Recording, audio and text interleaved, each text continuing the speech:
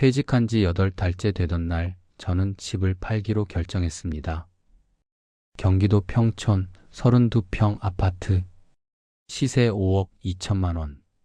33해를 한자리에서 일하며 지켜온 유일한 자산이었습니다. 공증 사무실에서 인감도장을 꺼낼 때 손에 땀이 차올랐습니다. 변호사가 물었죠. 부양계약서는 작성하셨어요? 저는 고개를 저었습니다. 그런 건 필요 없습니다. 제 자식인데요. 이 선택에는 3가지 함정이 숨어 있었습니다. 되돌릴 수 없다는 것. 계약서가 없으면 법적 보호를 받을 수 없다는 것. 그리고 아들의 빚이 이미 시작돼 있었다는 사실. 5억 2천만 원의 아파트가 아들 이름으로 넘어가는데 걸린 시간은 20분. 그 집을 잃는데 걸린 시간은 4개월이었습니다. 지금 저는 월세 45만 원짜리 고시원에 삽니다. 33년이 20분으로 사라진 이야기. 지금부터 들려드리겠습니다. 지방세무서. 33해를 근무한 곳이었습니다. 퇴임하는 날 책상 서랍을 비웠습니다. 가족사진 1장, 명함 1가, 녹슨 스테이플러, 과장 명패를 떼어냈습니다. 박인수 과장. 손에 쥔이 가벼웠습니다. 동료들이 꽃다발을 건넸습니다. 악수를 했습니다. 수고 많으셨습니다. 모두 같은 말이었죠. 청사 밖으로 나왔을 때 오후 5시였습니다. 평소보다 이른 시간이었습니다. 주차장까지 걸어가는데 발걸음이 이상했습니다. 가벼운 건지 무거운 건지 알 수 없더군요. 차 안에 앉아 핸들을 잡았습니다. 시동을 걸지 않았습니다. 그냥 앉아 있었습니다. 33해. 첫 출근하던 날이 떠올랐습니다. 25살. 새 구두 밑창에서 나던 뻐걱거리는 소리. 이제 67입니다. 집에 돌아왔습니다. 거실 창문을 열었습니다.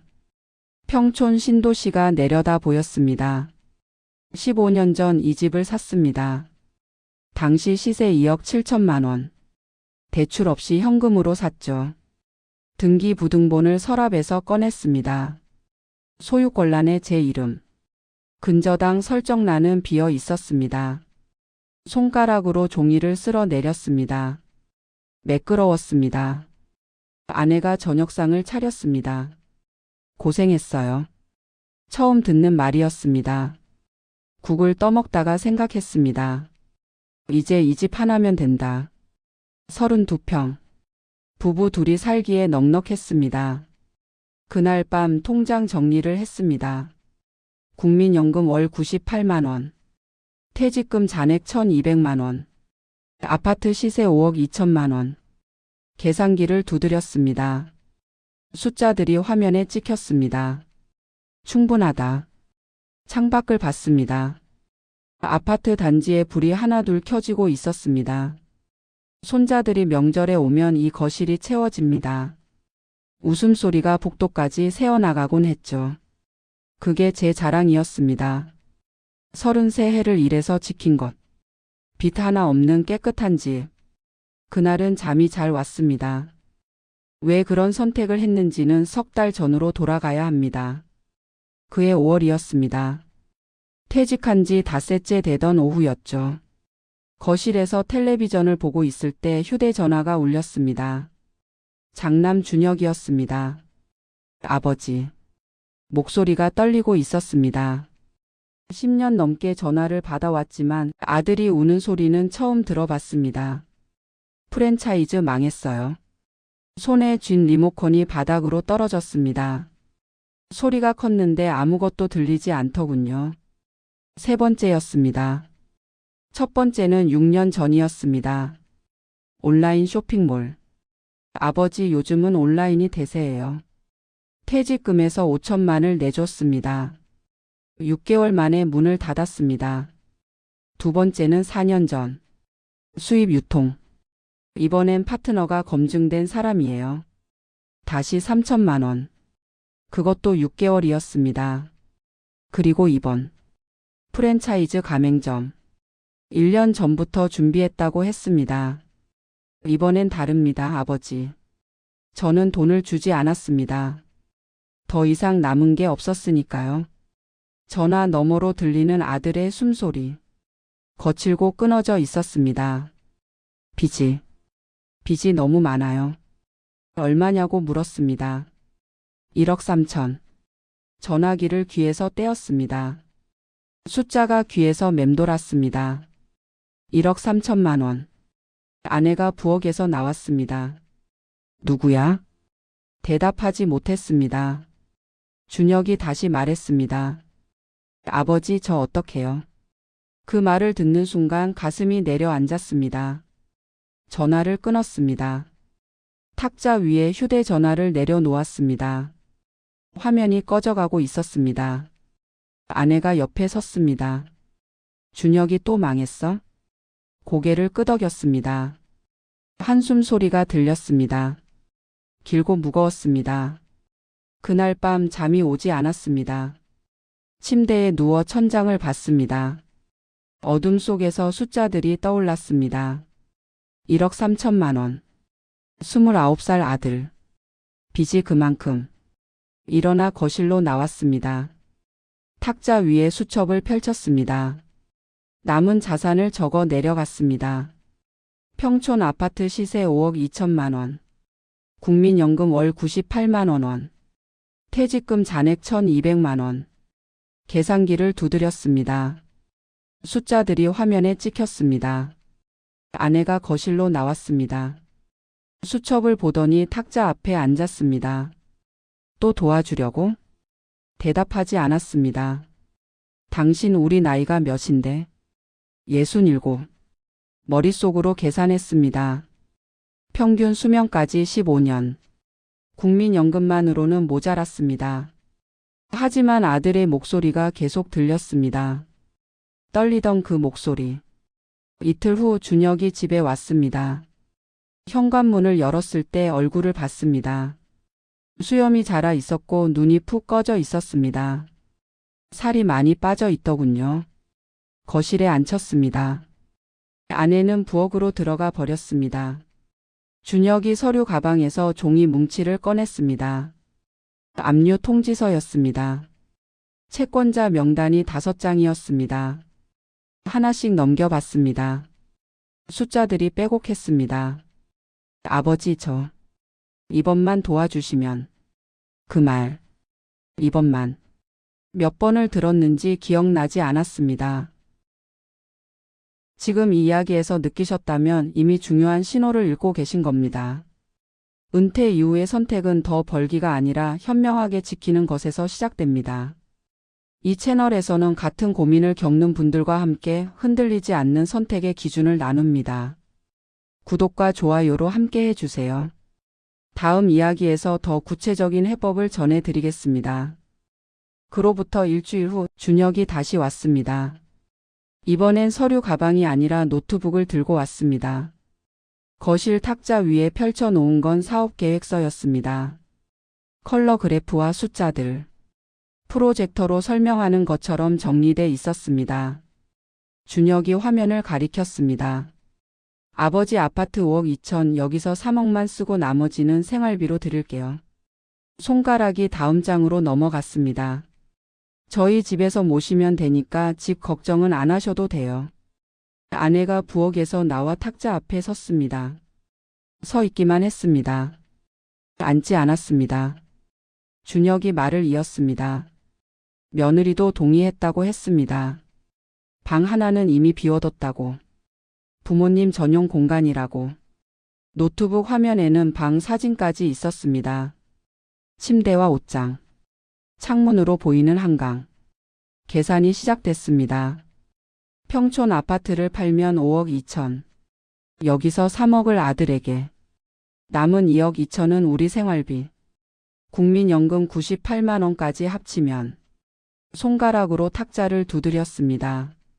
무의식 중에 계산하는 버릇이었죠. 어차피 물려줄 집이다.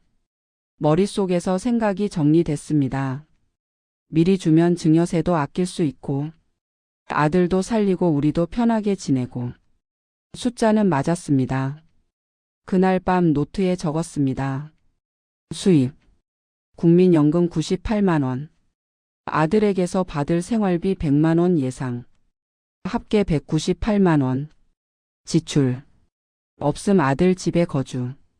계산기를 다시 두드렸습니다. 숫자들을 확인했습니다. 틀린 곳이 없었습니다. 아내가 침대 끝에 앉아 있었습니다. 등을 보이고 있었습니다. 당신 생각은 어때? 물었습니다. 대답이 없었습니다.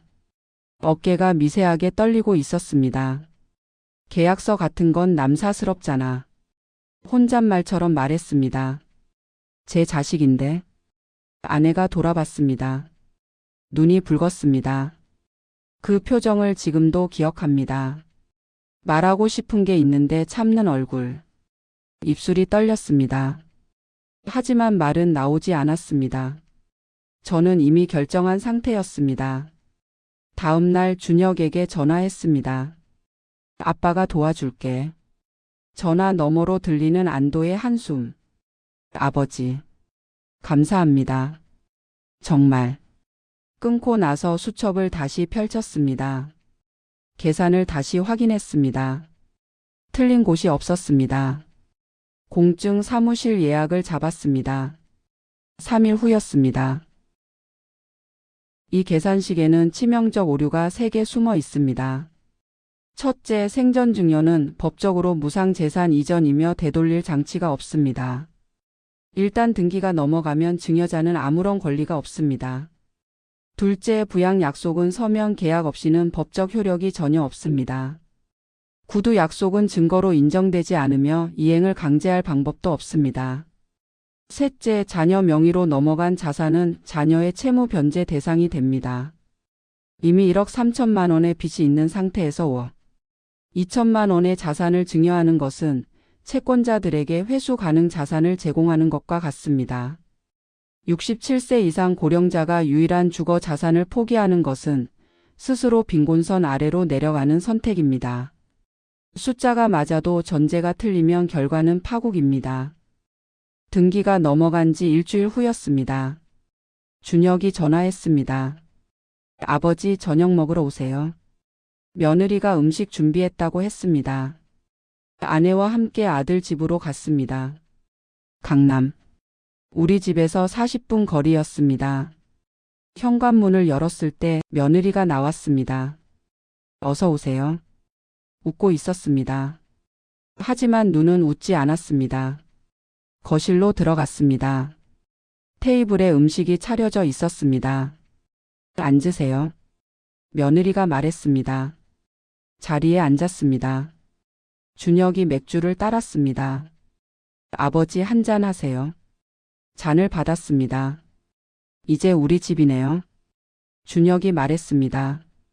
웃고 있었습니다. 우리 집. 그 말이 귀에 걸렸습니다. 방은 언제 정리하면 돼요? 며느리가 물었습니다. 방? 아내가 되물었습니다. 아버님, 어머님 오실 방이요. 며느리가 대답했습니다. 지금은 애들 놀이방으로 쓰고 있거든요. 놀이방. 비워뒀다던 방이. 급한 건 아니고요. 며느리가 덧붙였습니다. 천천히 정리하시면 돼요. 숟가락을 들었습니다. 국을 떠먹었습니다. 맛이 없었습니다. 아내가 옆에서 물을 마셨습니다. 손이 떨리고 있었습니다. 아버지, 등기필증 가져오셨어요? 준혁이 물었습니다. 가방에서 서류 봉투를 꺼냈습니다. 파란색 봉투였습니다. 준혁에게 건넸습니다. 봉투를 받는 아들의 손. 가벼웠습니다. 무게를 느끼지 못하는 것 같았습니다. 감사합니다, 아버지. 준혁이 말했습니다. 봉투를 열었습니다. 서류를 꺼내 확인했습니다. 그 모습을 보는데 가슴이 답답해졌습니다. 뭔가 잘못됐다. 머릿속에서 경고음이 울렸습니다. 지금이라도. 하지만 이미 늦었습니다. 등기는 넘어갔습니다. 며느리가 일어났습니다. 커피 드릴게요. 부엌으로 들어갔습니다. 준혁이 서류를 봉투에 다시 넣었습니다. 소파 위에 던졌습니다. 툭. 그 소리가 크게 들렸습니다. 이제 장사 시작하면 되겠네. 준혁이 혼잣말처럼 중얼거렸습니다. 아내가 숟가락을 내려놓았습니다. 준혁아. 제가 불렀습니다. 네? 우리 언제쯤? 말이 끊겼습니다. 언제쯤 뭐요? 이사. 준혁이 맥주를 마셨습니다. 아, 그거요? 대답이 없었습니다. 아버지 급한 거 아니잖아요. 준혁이 말했습니다. 일단 사업부터 안정되고. 며느리가 커피를 들고 나왔습니다. 테이블에 내려놓았습니다. 설탕이 들어있지 않았습니다. 저는 설탕을 넣어 마십니다. 설탕 좀. 아, 없어요. 며느리가 말했습니다. 요즘 안 사거든요. 고개를 끄덕였습니다. 커피를 마셨습니다. 쓴맛만 남았습니다. 시계를 봤습니다. 저녁 7시. 우리 이만 가봐야겠다. 아내가 일어났습니다. 벌써요? 며느리가 물었습니다. 하지만 말리지는 않았습니다. 현관까지 나왔습니다. 조심히 가세요. 준혁이 말했습니다. 문이 닫혔습니다. 복도를 걸었습니다. 아내가 앞서 걸었습니다. 등이 굽어 보였습니다. 엘리베이터를 탔습니다. 내려가는 동안 아내가 말했습니다. 놀이방이래. 대답하지 못했습니다. 주차장에 도착했습니다. 차에 올랐습니다. 시동을 걸었습니다. 백미러로 아파트를 봤습니다. 15층. 불이 켜져 있었습니다. 우리 집. 준혁의 말이 다시 들렸습니다. 핸들을 잡은 손에 힘이 들어갔습니다. 집으로 가는 길 아무 말도 하지 않았습니다. 신호등이 빨갛게 켜졌습니다. 멈춰 섰습니다. 설탕도 없더라. 아내가 중얼거렸습니다. 옆을 봤습니다. 창밖을 보고 있었습니다. 불이 파란색으로 바뀌었습니다. 출발했습니다. 집에 도착했습니다. 15년을 산 집. 이제 법적으로는 아들의 집. 현관문을 열었습니다. 불을 켰습니다. 거실이 환해졌습니다. 소파에 앉았습니다. 가방에서 서류를 꺼냈습니다. 증여계약서 사본. 펼쳤습니다. 증여인 박인수. 수중인 박준혁. 제 이름 옆에 도장 자국. 빨간색. 그 자국을 손가락으로 만졌습니다. 울퉁불퉁했습니다. 5억 2천만 원이 아들에게 넘어간 날. 설탕 하나 없는 커피를 마신 날. 그날이었습니다. 준혁의 사업은 60일 만에 무너졌습니다. 전화가 온 건 며느리였죠. 아버님 이혼할 거예요. 소화기를 귀에서 뗐다 다시 갖다 댔습니다. 준혁이랑. 끝이에요. 툭. 통화 시간 23초. 아들에게 눌렀지만 신호만 울렸죠. 전원이 꺼져 있거나.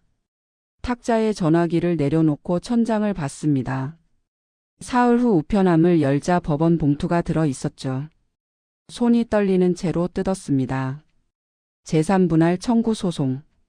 원고 김지영. 피고 박준혁.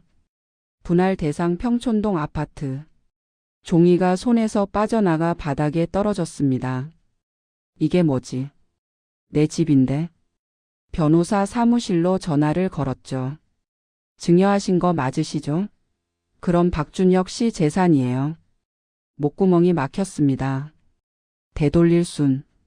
불가능합니다. 벽에 기대 천천히 주저앉았죠. 아내가 부엌에서 나와 서류를 집어들고 한 장씩 넘기며 입술을 깨물었습니다. 피가 배어 나왔지만 소리는 없었죠. 한 달 후 집이 팔렸다는 통보. 3억 9천만 원. 절반은 며느리에게, 절반에서 빚 갚고 남은 건 3천만 원. 준혁에게 문자를 쳤습니다. 우리 어디 가야 하니? 다음 날 아침 답장. 죄송합니다. 세 글자. 다시 물었죠. 잠깐만이라도 있을 수 없니? 일급만 떴습니다.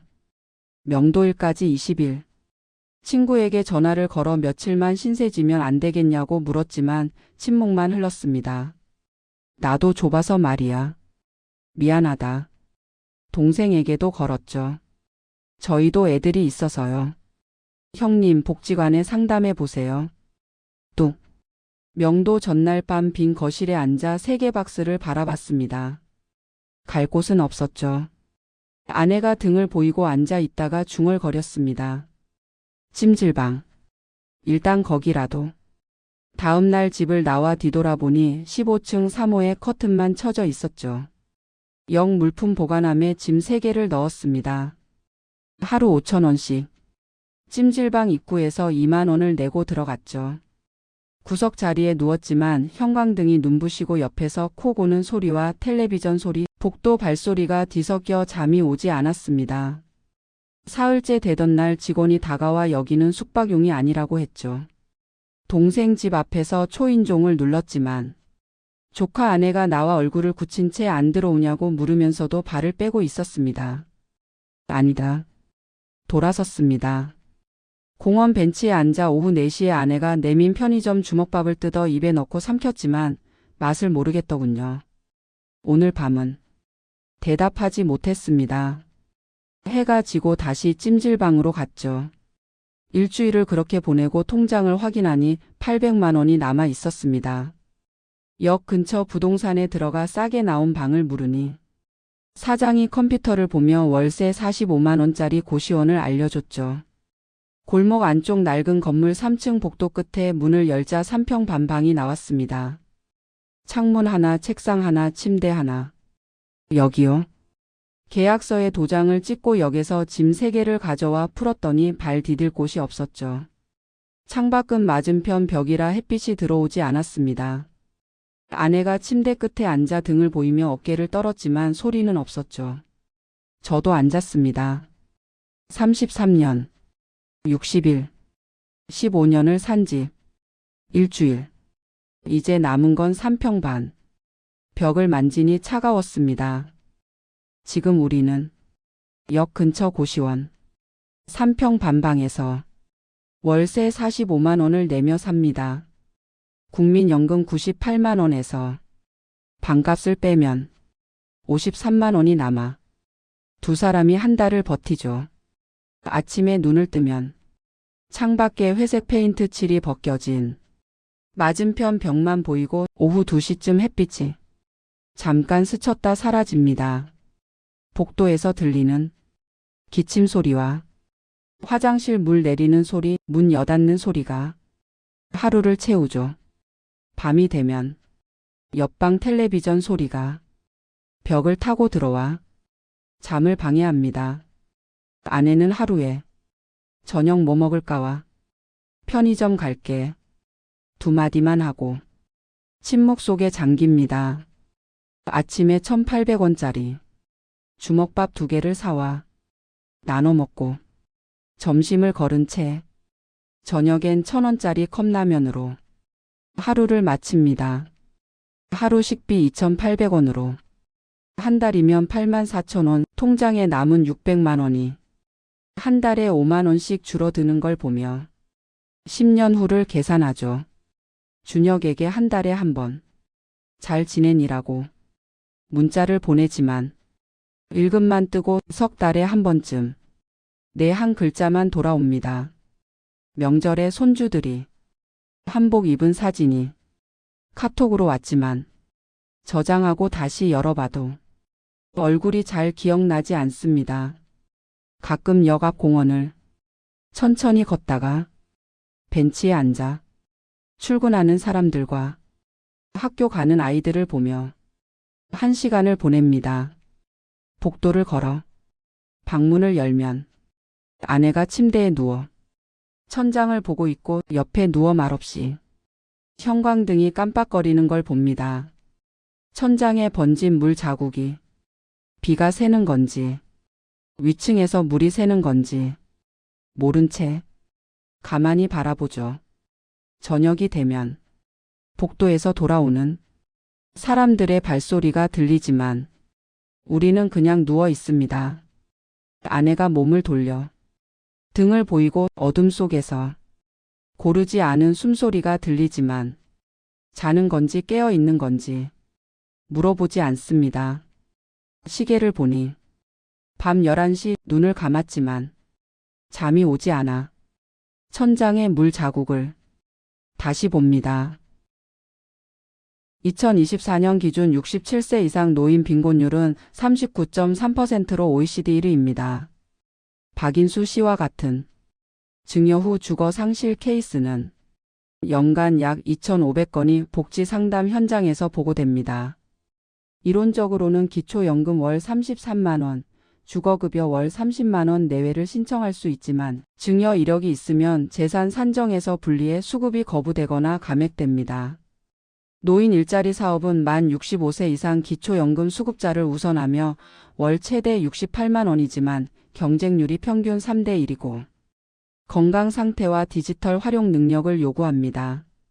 복지 사각지대의 노인 증여 빈곤층의 가장 큰 문제는 회복 불가능성입니다. 만 67세 이후 재취업은 사실상 불가능하고 국민연금만으로는 월세조차 감당하기 어렵습니다. 이들은 통계에도 잡히지 않는 보이지 않는 노인 빈곤입니다. 오늘 제 이야기가 당신의 고단한 하루의 작은 위로가 되었을까요? 제가 당신의 따뜻한 말동무가 되어 늘 이곳에서 기다리겠습니다. 내일 이 시간에 제가 가장 먼저 당신을 찾아뵙겠습니다. 오늘도 참 고생 많으셨습니다. 건강하십시오.